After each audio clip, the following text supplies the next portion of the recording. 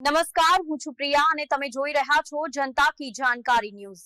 નજર કરીએ આજના સમાચાર ઉપર। ગુજરાતના બનાસકાંઠાના ડીસા બ્લાસ્ટ કેસમાં આ ક્ષણના મોટા સમાચાર છે। ફટાકડા ફેક્ટરીમાં બ્લાસ્ટ કેસ હવે સુપ્રીમ કોર્ટમાં પહોંચ્યો છે। કોર્ટને દરેક મૃતકના પરિવારને 2 કરોડ રૂપિયાનું વળતર આપવા માટે કહેવામાં આવ્યું છે। વકીલ ઉત્કર્ષ દવે સુપ્રીમ કોર્ટમાં સુનાવણી માટે અરજી કરી હતી, જેને કોર્ટે સ્વીકારી લીધી છે। અરજી સ્વીકાર્યા બાદ કોર્ટે તમામ પક્ષોને નોટિસ ફટકારી છે। સુપ્રીમ કોર્ટે ગુજરાત સરકાર, મુખ્ય સચિવ, ગૃહ વિભાગના સચિવ અને બનાસકાંઠા કલેક્ટરને નોટિસ ફટકારી છે કે આગામી સુનાવણી 29 સપ્ટેમ્બરે થશે। બહારની પોલીસ દ્વારા તપાસની માંગ। સુપ્રીમ કોર્ટમાં સુનાવણી માટે અપીલ કરતી વખતે એવી માંગ કરવામાં આવી છે કે આ ઘટનાની તપાસ ગુજરાતની બહારની પોલીસ દ્વારા કરવામાં આવે। આ ઉપરાંત એવી માંગ કરવામાં આવી છે કે તમામ ફટાકડા ફેક્ટરીઓની તપાસ કરવામાં આવે।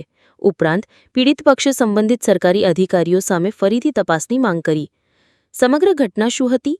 1 એપ્રિલના રોજ ગુજરાતના બનાસકાંઠામાં એક ફટાકડાની ફેક્ટરીમાં વિસ્ફોટ થયો હતો।